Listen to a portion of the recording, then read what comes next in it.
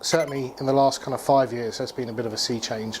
I think mobile was very much, or mobile payments was very much conceived to be your mobile phone, and predominantly there's a lot of focus placed on payments through the device, through NFC, etc. And that has grown very significantly through encompassing all mobile devices, so tablets, phablets, mobile phones, etc. But increasingly in the online world, so more people are shopping online through their phone, as well as making those mobile contactless payments, which are still struggling for adoption, but some ways getting there. So I think that the biggest development has been how consumers are using their phones to actually make online purchases.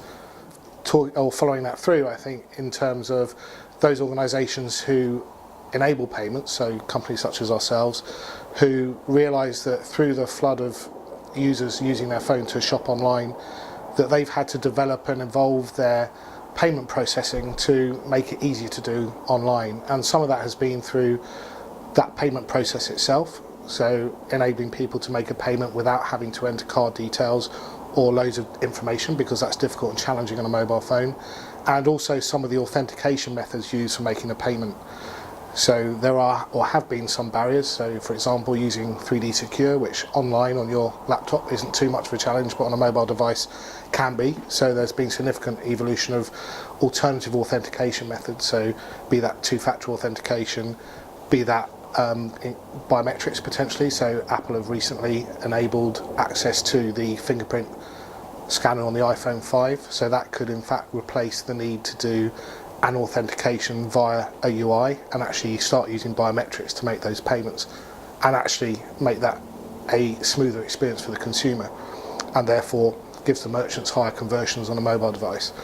I think for us, one of the big developments has been in the online gaming space. So about 70% of all sports bets in the UK are now done on a mobile device, and a lot of the innovation in mobile applications has been done by the gaming or gambling companies. So they have developed sophisticated apps that deliver a lot of information in a very nice UI, and they need a payment experience that sits alongside that rather than challenges it from a user experience perspective. And that's clearly something that we're very heavily involved in. And also if you look at the emerging, so Stripe, Square, etc., who are building mobile first payment products, and also in the MPOS, so the mobile point of sale environment. So you've got lots of the dongles, lots of the tablet based point of sale that increasingly provide merchants with an alternative payment or mobile payment solution that has traditionally been based on the NFC solution, which is for a lot of small or medium businesses expensive to implement. So now every business has the opportunity to accept or process a mobile payment, if not through the mobile phone, but to be able to accept via a mobile phone a card payment, etc.